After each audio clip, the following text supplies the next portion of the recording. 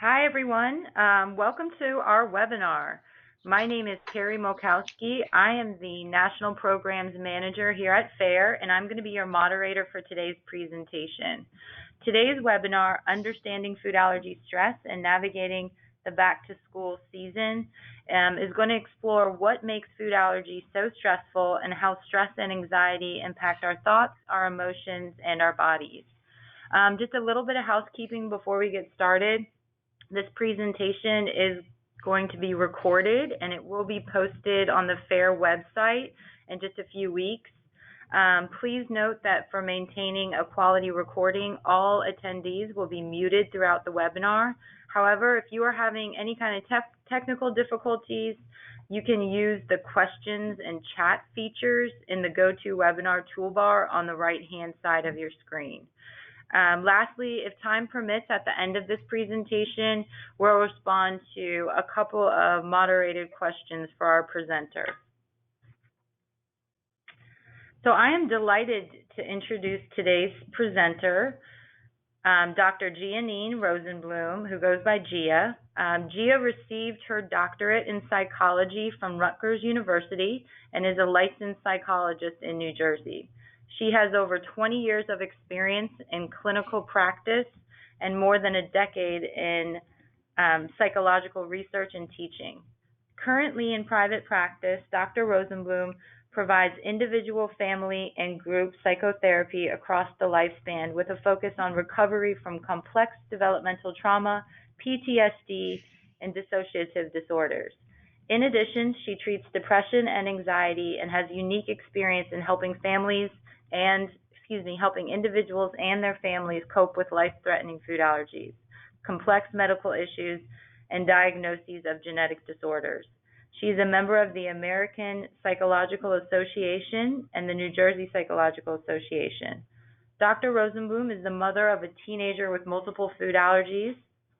She is active in the food allergy community, has served on the Outcomes Research Advisory Board and Psychosocial Issues Task Force for FAIR, and as food allergy mental health curriculum development consultant to Allergy and Asthma Network. She has given webinars and written about food allergy for scholarly publications and online outlets. At this time, I am delighted and happy to turn the presentation over to you, Dr. Rosenblum. Thank you so much. Thank you for that wonderful introduction. I'm just going to make sure I can advance my slides. There we go. So thank you to everyone who's tuning in today. I'm really happy to talk to you about food allergy stress and dealing with the back to school season. Carrie gave me such a wonderful introduction. I don't have a whole lot to add. I was a researcher for over 10 years at the Institute for the Study of Child Development at Rutgers. So I have both a clinical side of my work as well as a research side of my work. In addition to being a mom myself, my daughter's now 18. So we've been living the food allergy life ourselves since she was about 3 months old. She's currently allergic to peanuts and several tree nuts, although we're slowly chipping away at our list of tree nut allergies. When she was very, very young, we were top 8 allergen free, and she was maintained on an amino acid formula for a period of time. So we've had a really long and complex food allergy journey, and I try to bring both a personal as well as a professional perspective when I'm talking to the food allergy community. So I probably don't have to tell anyone listening that the back to school season is a really challenging time for folks with food allergy.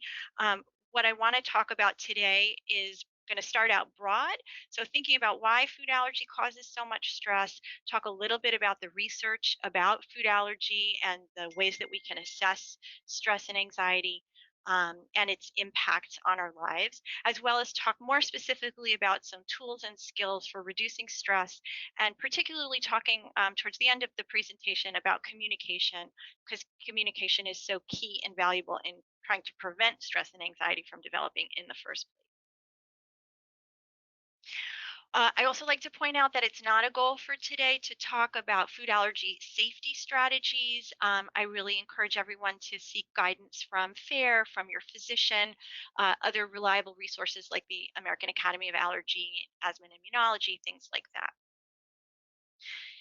So let's talk generally about stress, and hopefully, this simple slide can highlight for all of us why food allergies can be so very stressful.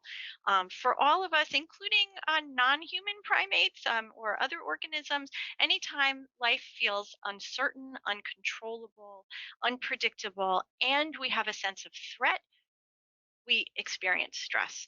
The greater those four factors are, the more there's a sense of threat, the greater the uncontrollability, uncertainty, unpredictability, the higher our levels of stress goes. And unfortunately for all of us, food allergies encompass a lot of those features. And so it makes sense that we experience a great deal of stress. I want to explain a little bit about anxiety because I think understanding something typically helps us cope with it a little bit better. So, just to give you some broad information about how human beings experience anxiety in our minds and in our bodies. Most people are familiar with what's called fight or flight. I hope you can see my air quotes in the camera. Um, I want to add to that, more recent research has really talked about a freeze response in addition to fight or flight. And I'll explain what that is in a moment. So, whenever we experience fear, this fight, flight, or freeze response is a totally appropriate response to a real danger. It's the way our biology has developed to mobilize and protect us from danger. Obviously, fighting a predator, fighting an attacker, fleeing from danger are clear responses to a threat. The freeze response is that response that we might observe in a deer or a rabbit caught in the headlights, very, very still, but ears are twitching, eyes might be darting, scanning the environment in a hypervigilant way, looking for the opportunity to escape from danger. And in my experience working with folks with food allergy, I see that freeze response pretty frequently because we often are sort of frozen trying to figure out what to do. What's important to understand is that for human beings, any perception of threat can be a trigger. There doesn't have to be an actual threat in front of us in order to trigger this fight, flight, or freeze response. And that perceived threat can be in the environment or it can even be in our own minds. So just thinking about something that feels threatening, picturing it in our minds, or our child picturing it in their minds, that can be easily enough to trigger that fight, flight, or freeze response. So, what does that response look like? In the body, it's an increase in the level of adrenaline that's flowing in our bloodstream. Adrenaline is, as probably many of you know, the same chemical that is in our epinephrine autoinjectors. That adrenaline increases our heart rate, increases our breathing rate, gives us the jittery feeling and sensations that goes with anxiety or fear. We experience the emotion of anxiety, fearfulness, apprehension, unease, dread, all of those wonderful words, especially around Halloween, that when we're watching horror movies come to mind so easily. But it can also affect our cognition. It can also affect our thinking. The way our fear response is designed, it wants to focus us on the threat. So we develop this sense of tunnel vision, really are hyper vigilant to the thing that feels threatening to us, and we can actually stop paying attention to the things around us.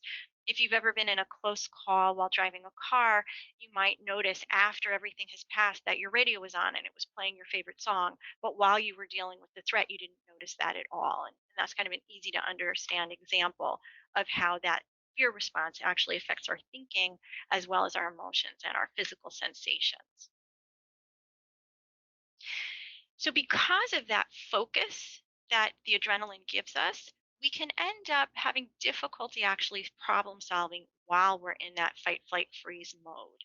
We tend to focus and ruminate over and over on the thing that feels threatening. And when food allergies, that tends to be thoughts about safety. Is it safe? Are we sure? What if this happens? What if that happens?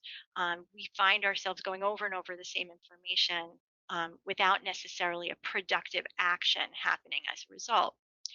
The other byproduct of this is that it's hard to kind of think away anxiety. Once we're in an anxious state, telling ourselves to stop being anxious is usually not very effective. It's hard to sort of snap out of it. We need some other tools, which we'll talk about towards the middle of the presentation. We also can become, in that freeze response, kind of paralyzed. We can't problem solve. We can't think of a new response. So we often just abandon the effort. I can't think of how to deal with this. I'm just not going to go to the party. I'm just not going to eat at that restaurant.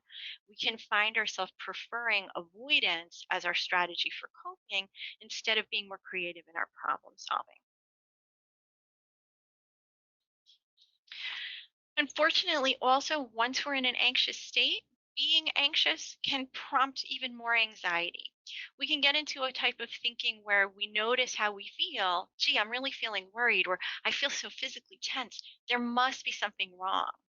I feeling anxious, so I'm going to keep scanning my environment to see what the problem is. So in this way, anxiety can create more anxiety. Anxiety also tends to what's called generalize, meaning that things that are similar to the thing that I find threatening become threatening themselves. So in the case of food allergy, and I've certainly seen this with my child and with the kids that I work with, oh, so that cow's milk ice cream I know isn't safe for me, but even though someone told me that the soy milk ice cream is okay, I'm just not going to touch it because I just don't feel safe about it. That's not actually accurate. It might be perfectly safe, but its similarity to something threatening makes it feel really uncomfortable. So these are the kinds of things we deal with food allergy all the time. So thinking more again more specifically about how food allergy tends to impact quality of life, stress and anxiety, there's now, as you can see from the bottom of this slide, increasing amounts of research trying to understand this impact. And just in a summary, children and parents in food allergy families do report increased anxiety, decreased quality of life, increased stress, particularly about social activities. And interestingly, our perception in the food allergy community about death far outweighs the actual objective probability of dying from food allergy. We feel in the food allergy community like death is a very likely outcome of having food allergy and being in the world eating, when in fact it's an incredibly rare, always tragic, but fortunately incredibly rare phenomenon. So our anxiety is higher than it really needs to be. And my goal always is to help us maintain safety and reduce our anxiety as much as possible.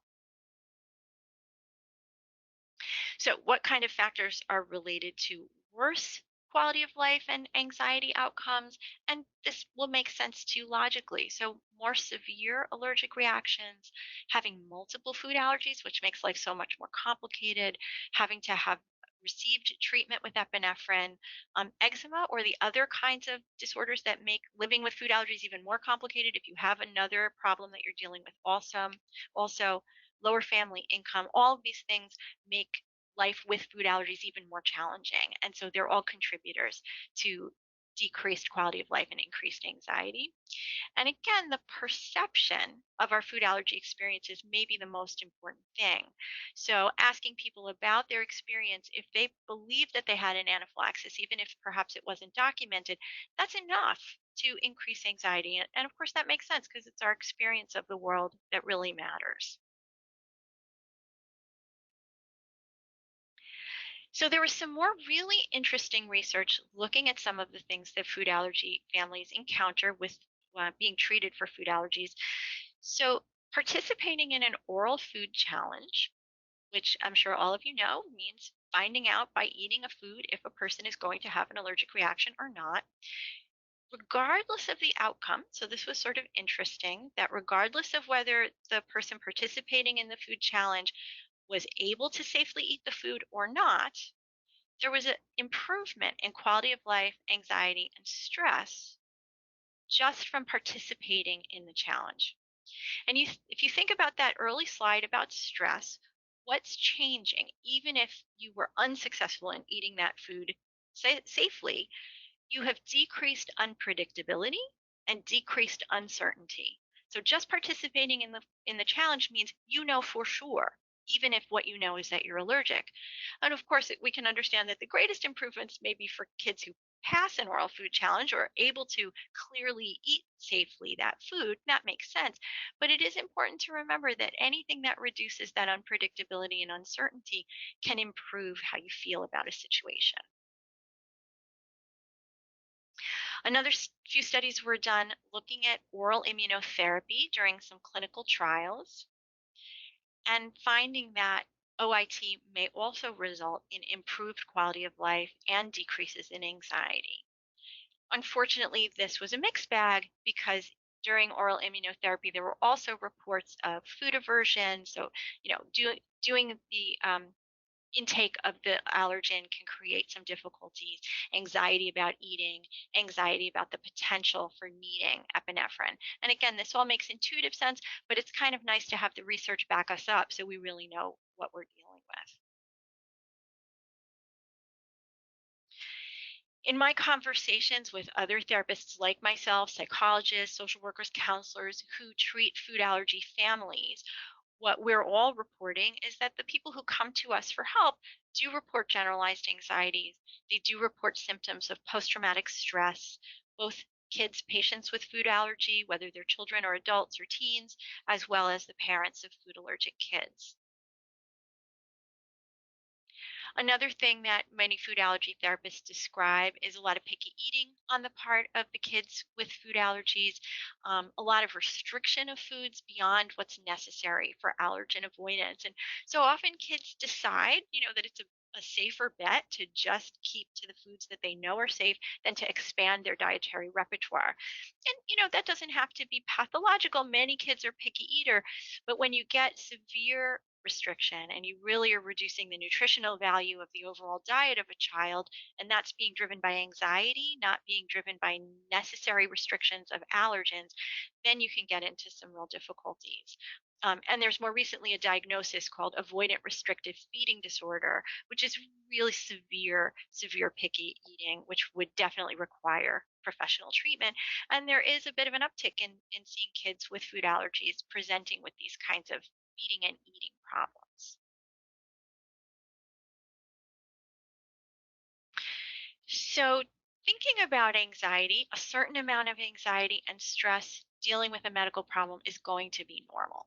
So, we can all expect that a certain amount of stress and anxiety is just a reasonable and natural reaction to dealing with something difficult. So, when does it become a problem that we want to address more head on?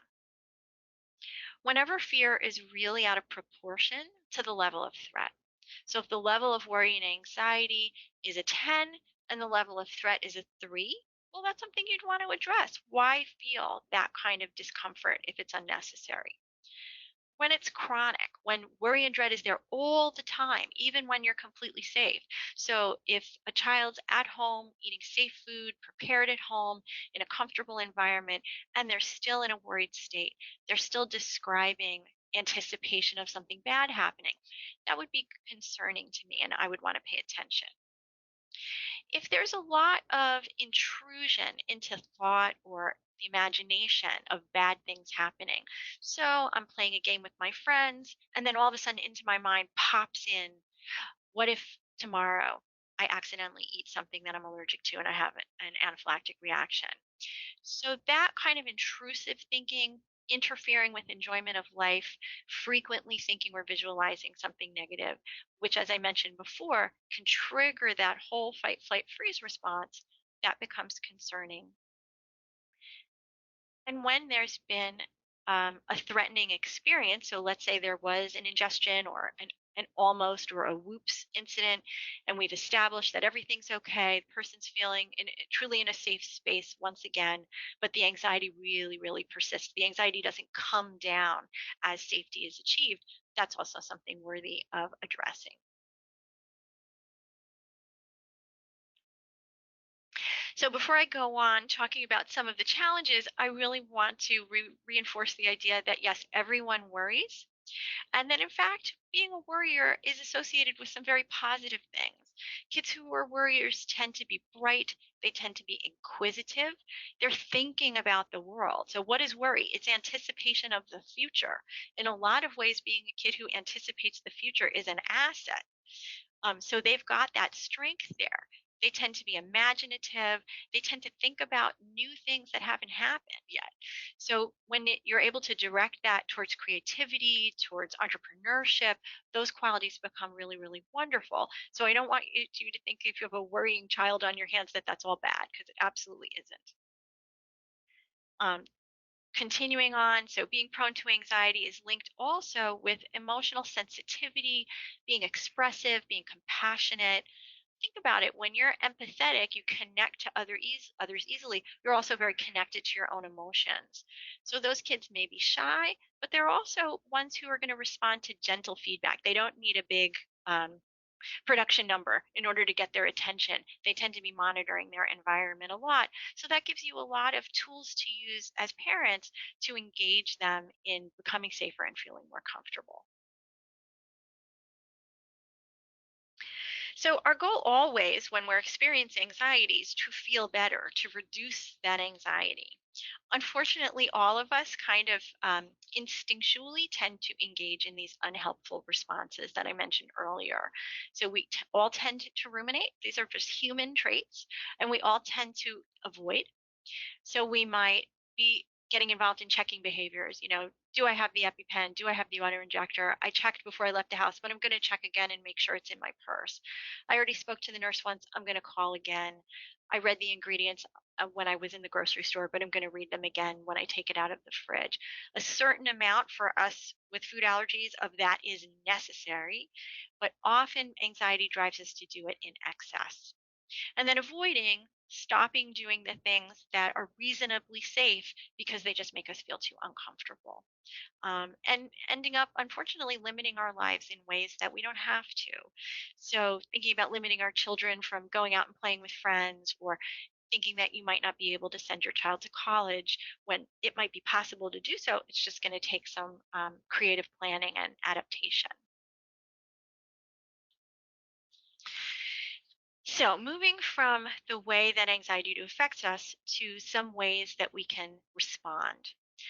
Sometimes my clients say to me, Gia, when you say I have to cope, what do you mean? What's the goal of successful coping?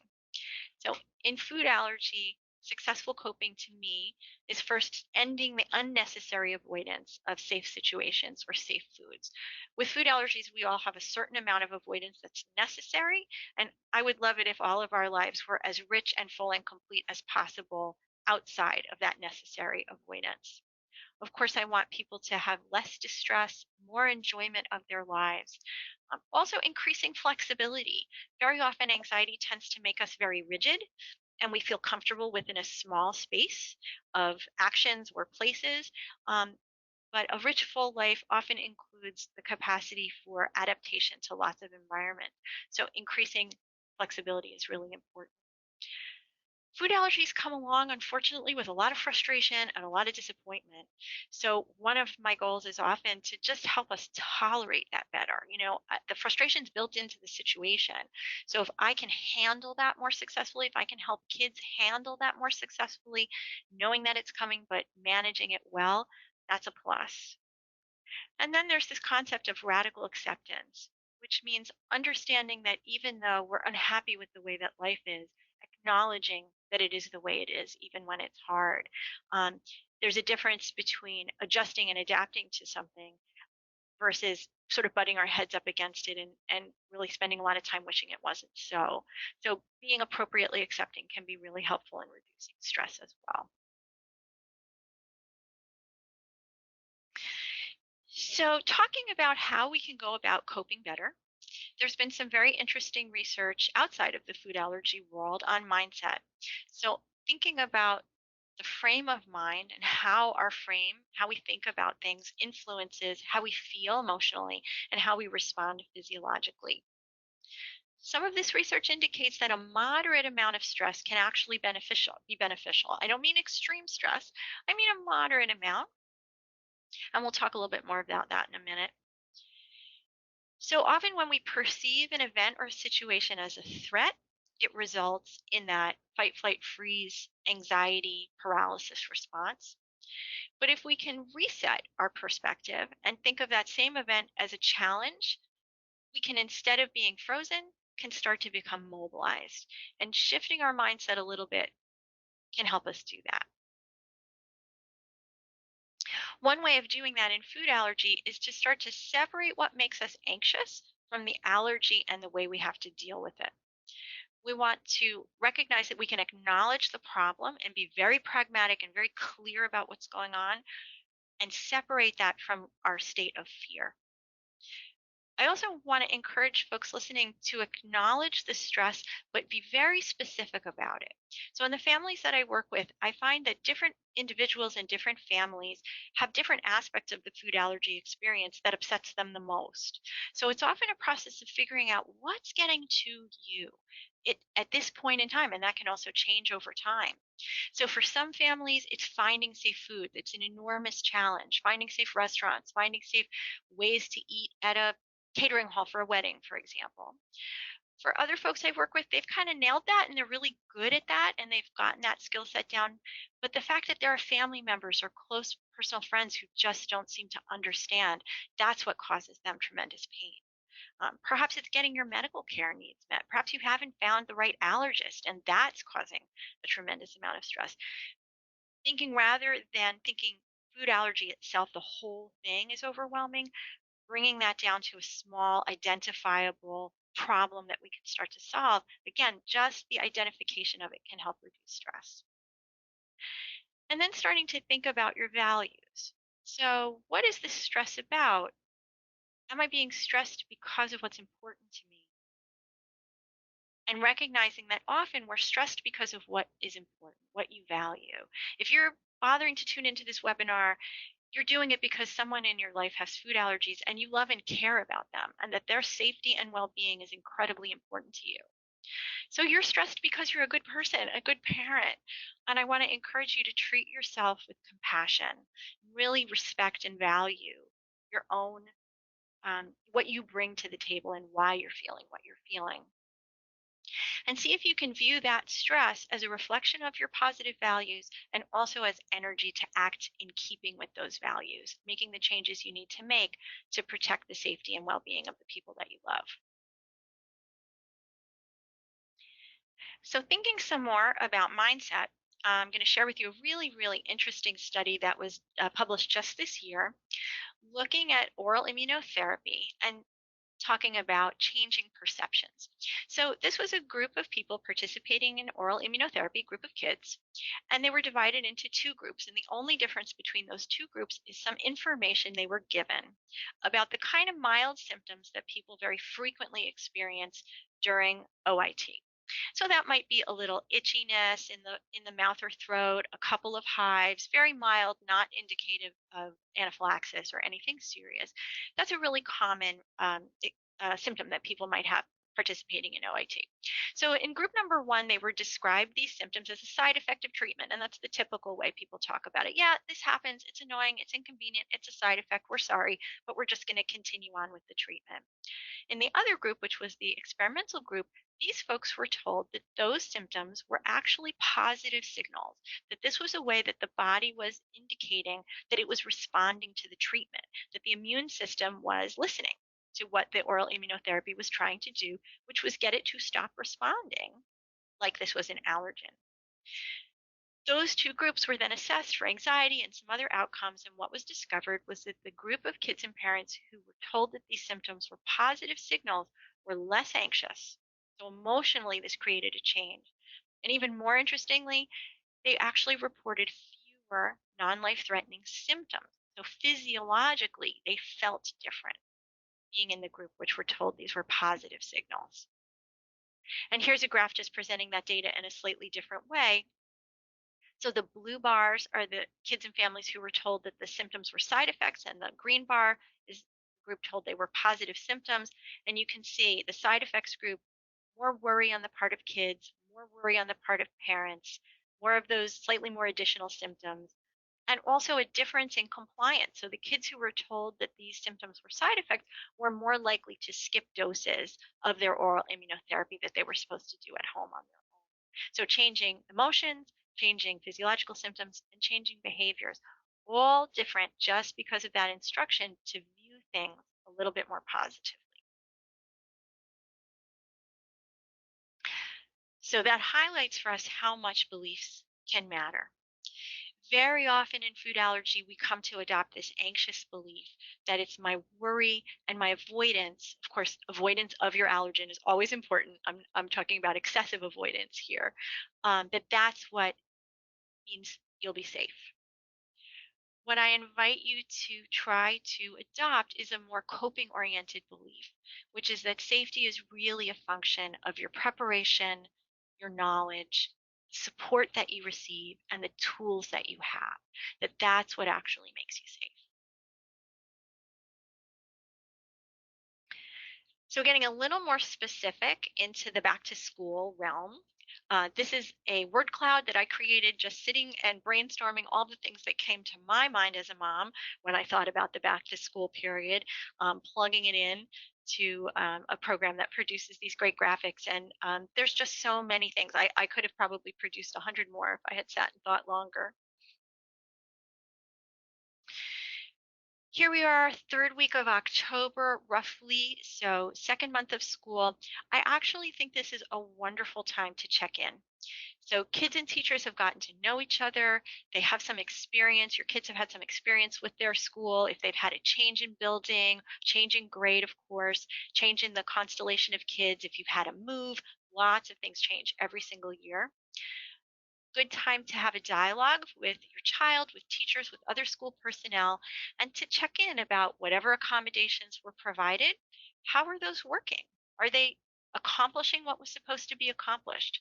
If you've got the kind of kid that comes home after school every day and sort of downloads and you hear the whole story, you may not have a sit down, a need to have a sit down and a check in. But if you've got a busy life where other things are most prominent, it can be really helpful to plan a time, just 15 minutes maybe, and just say, yeah, so tell me how fifth grade's different from fourth grade with your food allergies. What's it been like for you? Are things working out at the nut free table? Or how have birthdays been so far? Has anybody brought food to school? What's it like on the bus lately? Asking also about social life, how are friendships going? We'll talk a little bit more about that as we get towards the end of the presentation. All really important. Listening to what your kids are describing. And what you're listening for is that anxiety and worry. And is the avoidance, are your kids doing the appropriate things to be safe with their food allergies, or have things gotten excessive?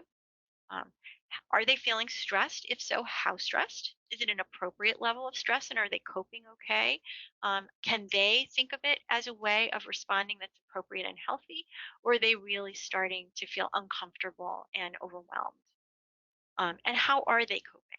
Are they coping just by playing back to back video games? Are they talking about it with you?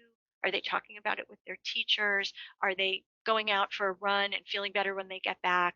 Looking for the healthy coping versus some coping that might not be that productive or healthy. So as I mentioned before, there's so many different triggers. I probably don't actually need this slide with this group because you're probably well aware. All of the newness, field trips, travel as your kids get older, moving into new and different situations where they might need to be more independent with their food allergies, new extracurriculars, maybe new faculty and staff, new environments where there's less control, waiting for the bus by themselves, riding on the bus, that kind of stuff. And then, of course, all the food and non-food carriers of allergens that might be coming into contact with your child or your loved one. We get closer in the fall to the food-centered holiday seasons, and then all of the social relationships with friends, classmates, playdates, outings, extracurriculars that I mentioned, all of the ways in which food allergy plays a role in these situations. So, talking a little bit about tools and strategies. So, how do we start to reduce these stressors? Your kids are probably already well underway into the school year, but anything that you can make familiar is going to reduce that uncertainty and unpredictability, and that's going to reduce just the baseline level of stress. So, anything that's upcoming that your child hasn't experienced yet, if it's a field trip, can you get the whole itinerary, review it with your child? Can you watch videos of the location that they're going to be spending time in? Can you have a talk with whoever the chaperones are going to be if you're not going to be chaperoning yourself? Trying to make it understood for your child, this is who's going to keep you safe, and this is what that's going to look like. Can you watch a video of the destination? And then, of course, specifically to food allergies, talking about their food allergy, talking about their options, give kids choices wherever possible. So, in addition to reducing that unpredictability, you increase a little bit of their control. What can they have a say over? Even if it's what lunchbox do they want to bring with them? How do they want to carry their auto injector on this particular trip at this particular time? Any amount of control given back to us helps us feel less stressed and anxious. And as I mentioned before, avoidance is not your friend. So it is really important to look ahead and start to plan to have these conversations. So this might be a good time to take a look at the school calendar and start to think about what things are coming up. Is there a field trip? Is there a party? How does your school handle holidays? If you've made a change to a new school district, what are the new policies?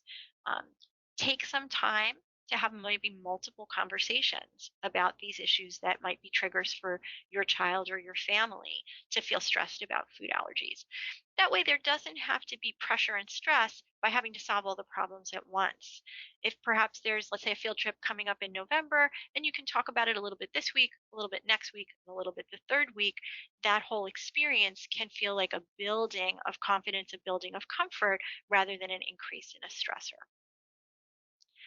It's also important to remember that with ongoing situations, let's say your child's running track or participating in the school play, you may have dealt with it initially. Oh, here's how we're going to handle it.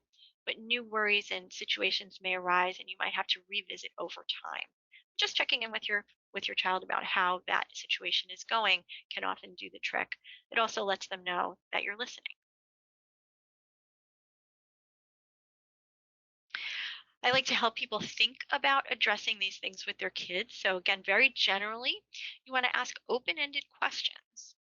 Very often, as parents, we think we know what kids are thinking, either because we know them well, we remember when we were kids, or we know what we're thinking and we assume that our kids are thinking the same thing. But I cannot tell you how many times it has happened that what a parent thinks is the problem is very different from what the child thinks is the problem.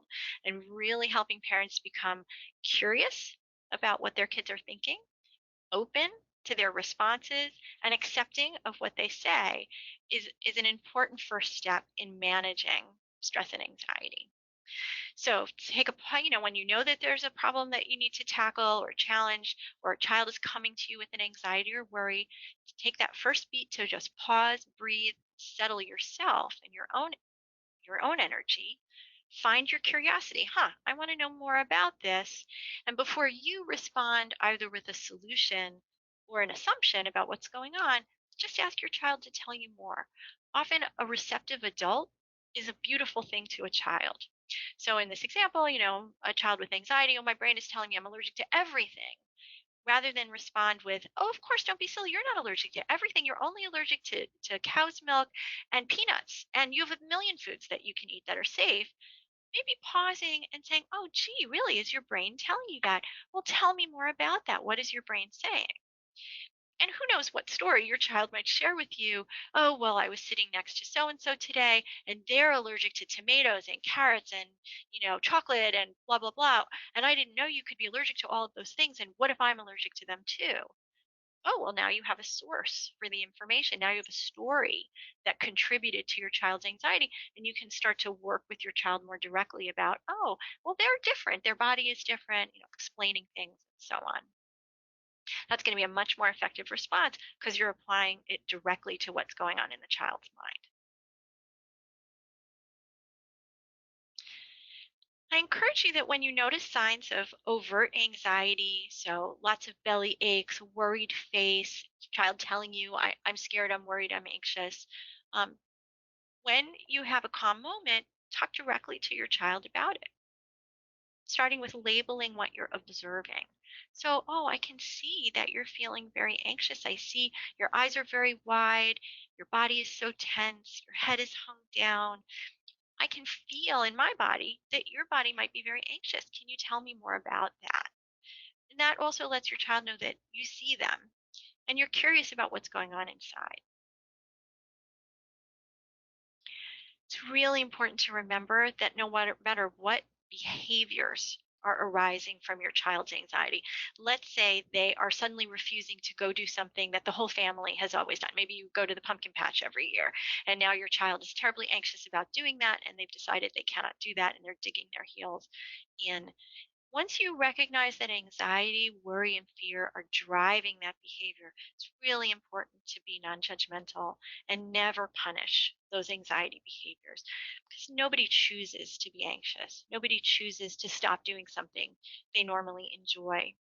And any kind of punishment typically won't help. And it might make things worse because now your child has anxiety about the punishment in addition to the anxiety about whatever was triggering them in the first place.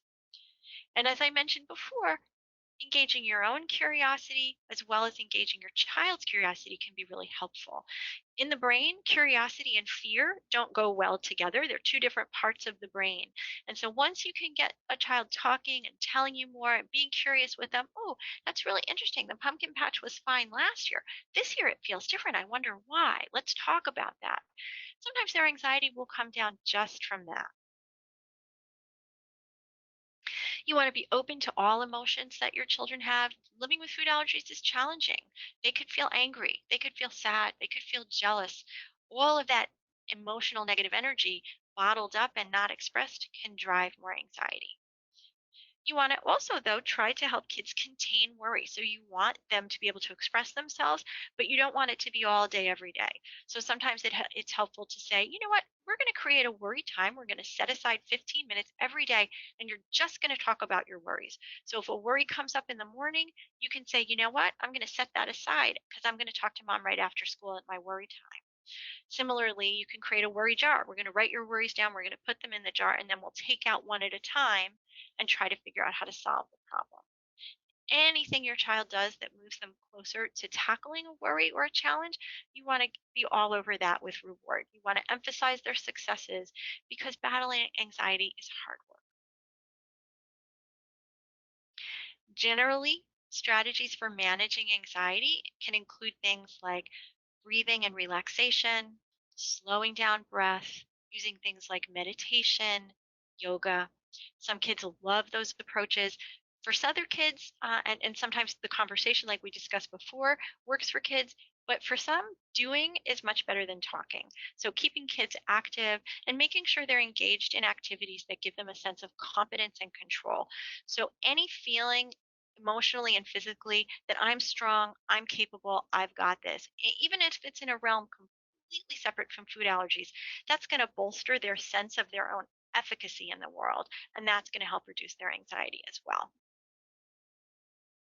Plenty of physical activities, exercise of any kind, whether that's walking the dog or being on swim team, that can burn off that adrenaline and reduce anxiety, as can challenging mental activity. So things, whether it's rock climbing, which is both physical and mental, doing puzzles, doing games, as well as self-expression.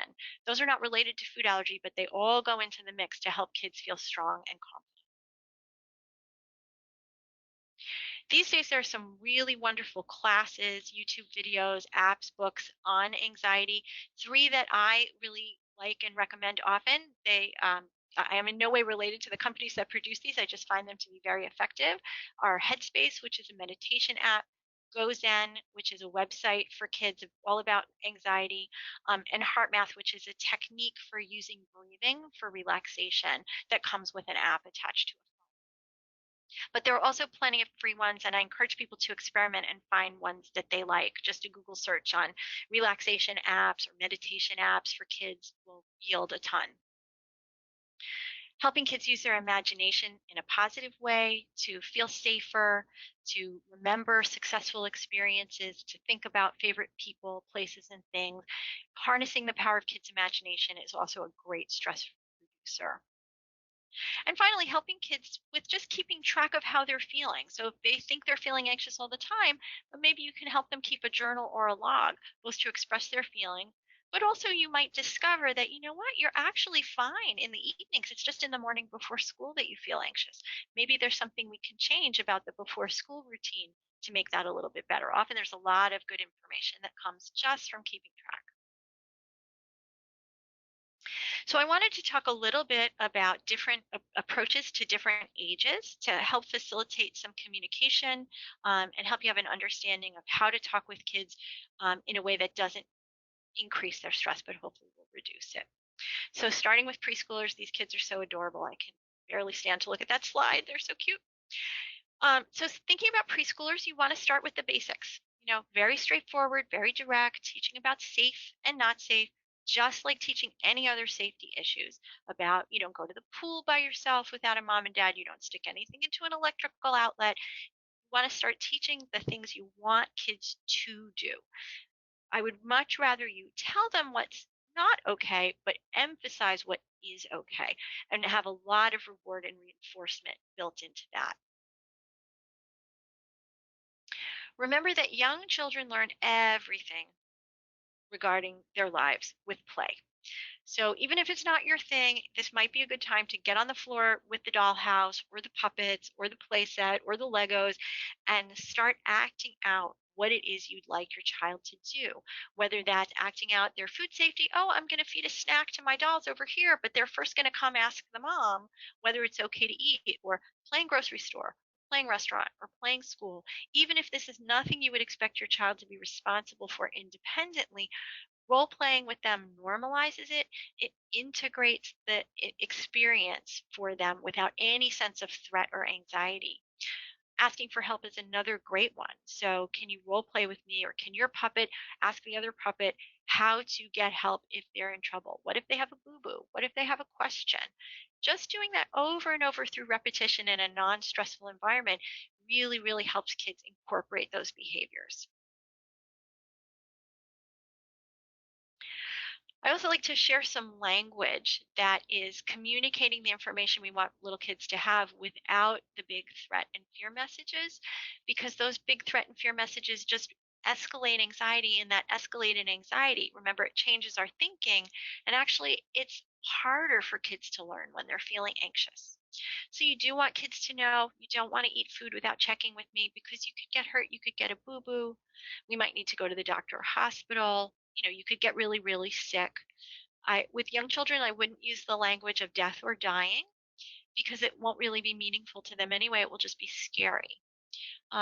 If you feel like you want to escalate your kid a little indifferent to it, you might say, well, it would take a long time to get better, and that wouldn't be good, because then we would miss the fun things that we do every day.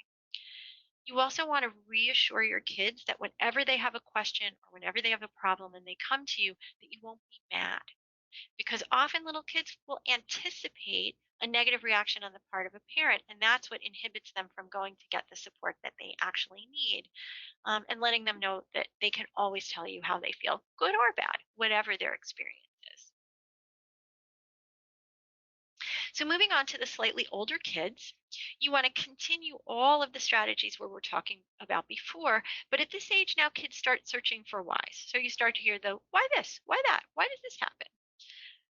Sometimes over and over and over again with kids this age.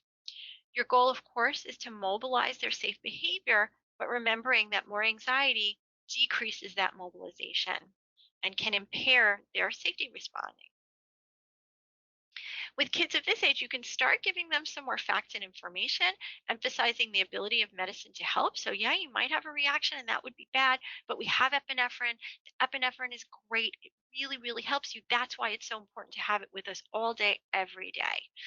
Here are the things we do to keep safe, and here are the things that we would do if you happen to have a reaction. Some kids have reactions that they can remember, and other kids haven't had reactions since they were very, very little, and they might know about the threat, but you might not have reviewed with them what would happen if they had a reaction. So, doing that is empowering, because it gives them an understanding of the plan and a sense that there are steps that can be taken to keep them safe. So, you go from just having a threat response to having, excuse me, a threat message, to having a message of here's what could happen and here's what we're going to do to make it okay. And that, again, can reduce anxiety and stress.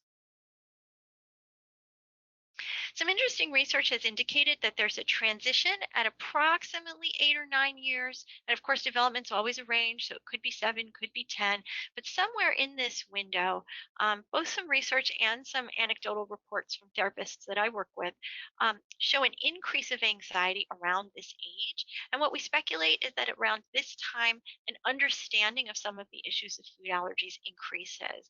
So kids start to recognize that control is not perfect, that parents are not perfect, that we make mistakes, and they start to become really aware of the difference between themselves and others as restricting them in ways that make them unhappy. And so anxiety and discomfort can really increase around this age. And that gets us into talking about these older elementary school up into middle school age kids. So, of course, in these ages, you start to see greater independence. Kids may feel both empowered and frightened because of their capacity to move outside of the realm where parents are always watching, where there's always an adult running things. That can feel wonderful, but it can also open up a lot of fear for food allergic kids. So you want to continue to be aware that your kids are going to look to you for a cue about how they should feel. If you're scared, they're going to be scared.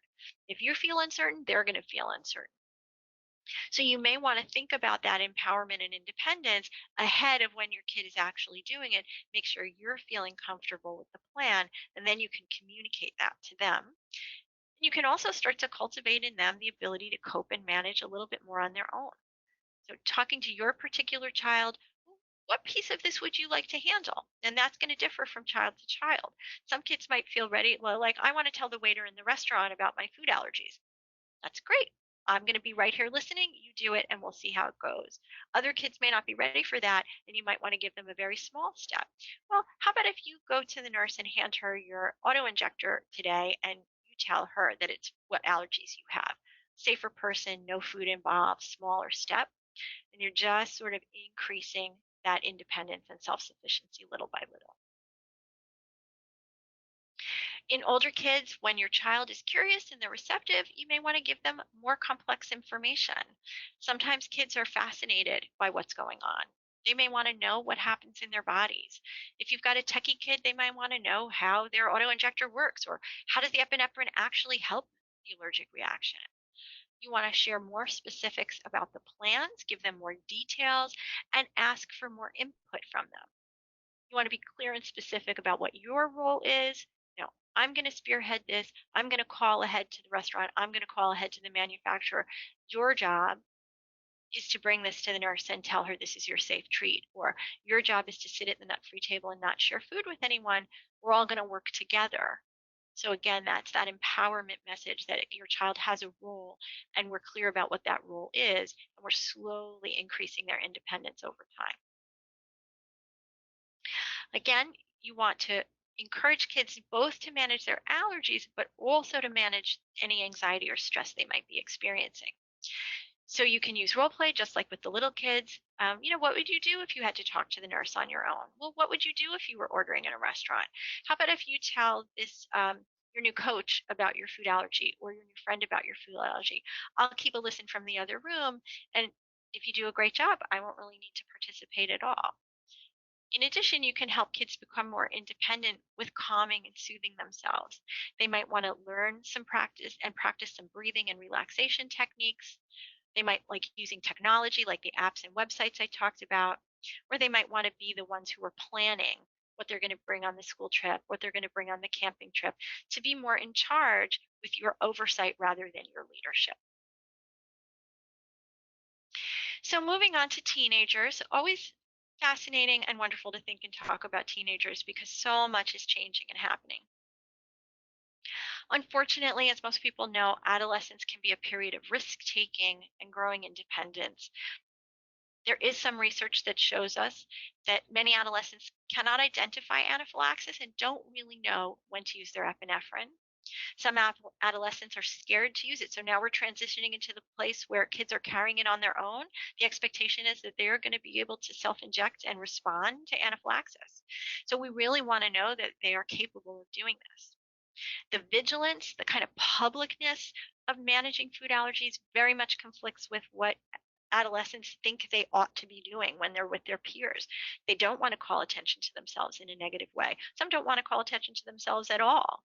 Um, Being compliant with carrying epinephrine can often coincide with how obvious or how conspicuous that is. So, thinking about what teenagers need in order to feel comfortable managing their food allergies, it's really important to acknowledge what their social lives are like. The greater emphasis on conformity can trigger this sense of a why me, and their increasing abstract thinking can increase their sense of empathy, but often that contributes to a sense of, well, I'm so different, I can see how other people are, and I'm not the same, and that makes me feel really sad or uncomfortable. That can contribute to risk taking, as kids might make the choice, like, rather than being socially uncomfortable, I'd rather take the risk with food. Or they can increase in avoidance by saying, rather than being socially uncomfortable, I'm just not going to go to the party or the event or the football game or whatever. And neither of those things are ideal. We want kids to go places and do the things that are related to being most connected to their peer group and being successful. So, what do? You want to balance fostering that independence with teaching lessons that they can take independently forward versus you stepping in to create safety. So you're always kind of looking for that sweet spot. Where do I want to teach and let them do it on their own? And where do I want to step in and create safety? And that's an always evolving challenge. Still, even in this age, role play and guided practice are great teachers. So think about driver's ed. You think you go along with, you slowly hand over the wheel. Thinking about the kinds of things that appeal to your child. How can they practice? How can they demonstrate that they have knowledge and skills? Do they want to read? Do they want to watch a video? Do they want to make, create something themselves? Do they want to write it, draw it, make an anime out of it? Do they want to text with you rather than talking face to face? Do they want to email with you? Do they want to Snapchat with you? Finding the technique and the strategy that engages them and brings them in to have the conversation. It does not matter how it happens, it just matters that it happens. Unfortunately, teenagers and young adults in food allergy have the highest probability of a fatal anaphylaxis event. It's still incredibly rare. It's still incredibly rare. But when we look at all of the people who have fatal anaphylaxis, unfortunately, teens and young adults are overrepresented in that population. And we think that's because of all the factors we discussed previously. So, really working with teenagers is critically important. If you're really dealing with that kind of teen who is, king of the world and feels that nothing's going to get to them, you might need to bring out the big guns of mortality and risk and be really clear with them about this could kill you. It could be, very, very serious. But you also want to remember that even in research with teens, fear is less influential to them than the desire to be cool and accepted and integrated into their peer group. You want to take their desire to fit in really seriously and work with them. Well, how can you be safe and fit in? What can we do? How can we tweak our plan? How can we tweak the situation? Do you need another strategy to carry your auto injector? How can we really make sure you have it with you always? What are you willing to do? And focus on what's important to them. Unfortunately, also, food allergy related bullying at all ages is much more common than I wish it was. A quarter to a third of children have experienced some kind of bullying, usually at school. And when followed longitudinally, two-thirds of those kids noted that it continued over time. And of course, these kids reported more anxiety, decreased quality of life, sadness, and expectation that the bullying would continue. Similarly, with all the other issues, you want to ask open ended questions, talk directly to your kids about bullying, find out about your school district, see if there's any kind of system in place to address it directly through the school, if that's where it's happening. If you're not able to get changes at the school level, encourage your child to avoid the bully, have a buddy, enlist another parent or another family to support your child, and thinking about again that role play, how to get help, how to talk about what's happening to you. The other thing I like to tell kids is you're going to ask for help, and if that doesn't come, you're going to ask again. And if help doesn't come, you're going to ask again, helping reinforce the perseverance, because often kids need to go through a few adults before they hit the one that's really going to be a support to them. Teaching them to manage their frustration when they don't get the help initially is part of that. And then making sure wherever the bullying is taking place that your child is involved in activities in completely separate environments. So if it's in school, make sure they have after school activities, whether it's a sport, volunteer work, something creative, where they're meeting completely different people and have a chance for support. Pay attention, of course, to their social media, being aware that they may have multiple social media accounts, and most importantly, letting them know that you know that bullying really does happen and that you're concerned. Finally, let's talk a little bit about getting professional help. At times, all of the things that we talked about throughout this presentation are things that parents and kids can do together, including talking about things, using the apps, thinking about breathing, yoga, meditation, etc., etc. But sometimes you really need a professional to come in for support. You want to think about, are the anxiety and worry associated with behavior that's significantly impacting your life and reducing the amount and frequency of safe and enjoyed activities? Is your child engaging in activities but not enjoying them anymore? That would be important to notice. Are they avoiding necessary things or taking care of themselves? I've had kids who say, I'm not going to brush my teeth. I'm not going to go to the dentist. Anything that I put in my mouth could be dangerous, and I'm simply not going to do that anymore. Or is there a lot of distraction? Are kids, grade suffering? Are they not able to focus on what they're doing? Are they describing, that nothing really is easy anymore?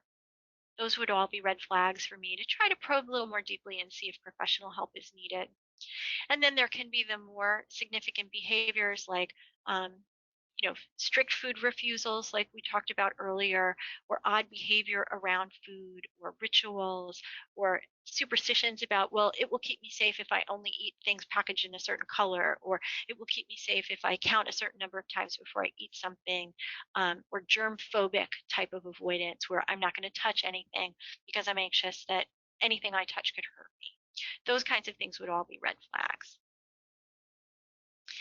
And in conclusion, we all with food allergies, existing conditions, which danger is only a few inches away. I can remember many times where my daughter was sitting to the left of me and to the right of me was someone eating nuts or something else that she was allergic to. And even though I knew she was safe, there was no way for her to come in contact with that. That could feel really frightening for us. But if we create and teach our kids to walk their particular safe path, their food allergy journey, they can be safe.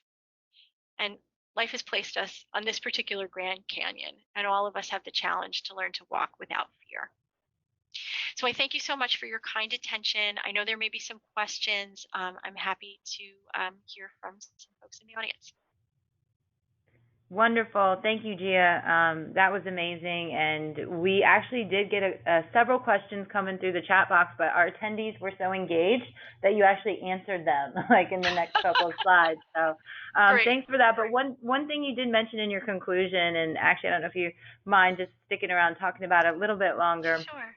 is that we had a couple questions come in that were around kind of any advice that you could give to parents as far as, maybe coping strategies or tools for them to manage their own stress and their own anxiety, across all of the childhood lifespans when it comes to, helping make sure that their children are safe and thriving.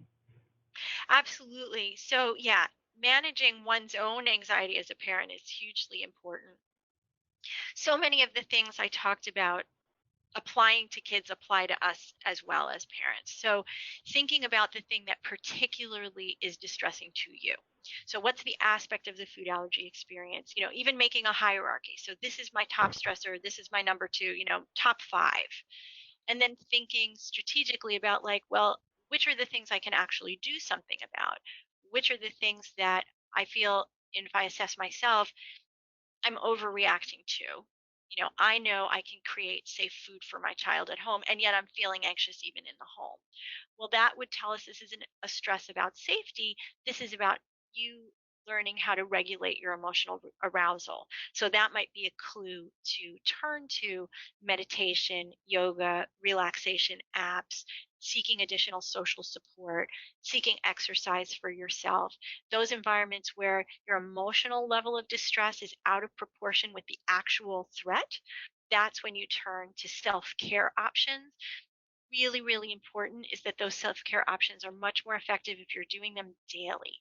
So what I often tell my clients who I'm working with, if you can do 10 minutes a day of exercise, 10 minutes a day of meditation, 10 minutes a day of breathing and relaxation, that's much more valuable than 2 hours twice a week. Even though it might be lovely to do a yoga class 2 hours twice a week, it's not going to give you the same bang for your buck as a daily practice, because what you're wanting to do is bring your level of physiological arousal down each and every day. So every single day it's going to creep up. And if you can do something every day to bring it down, you're going to start to teach your body to be in that lower level of distress each and every day. You can supplement that with those additional big bangs of getting some great exercise, getting some, relaxation, really in a more concentrated manner. That's terrific. But the daily practice is very helpful. Other daily practices that can be hugely valuable, journaling can be a wonderful outlet. Um, Making sure you have an outlet in an emotional supportive way. Sometimes, unfortunately, with food allergies, we discover that the people that we have relied on, whether that's family or friends, for support in other areas of our lives, may just not get food allergy. Food allergy is a little tricky, and I do a whole other webinar about why I think that is, but it is unquestionably the case that there are folks who just don't understand what we're going through. So you may not be able to turn to those people that you've turned to in the past for support with food allergy. Finding your food allergy support system is really important. Sometimes that can take place virtually, so through social media. Social media, I find, is a mixed bag for parents. There are ways in which it's incredibly validating, and then it can also increase anxiety and escalation if you're reading about other people's situations that are different than yours and maybe creating more distress. So being thoughtful about use of social media too is another bit of guidance I can give. Wonderful. Thank you so much for that answer, and thank you for sticking around a couple minutes after to be with us today. So I'd like to once again thank you for joining us and sharing all of your tools, strategies, and expertise. This topic is so important to all of our food allergy families out there, so it's very much appreciated.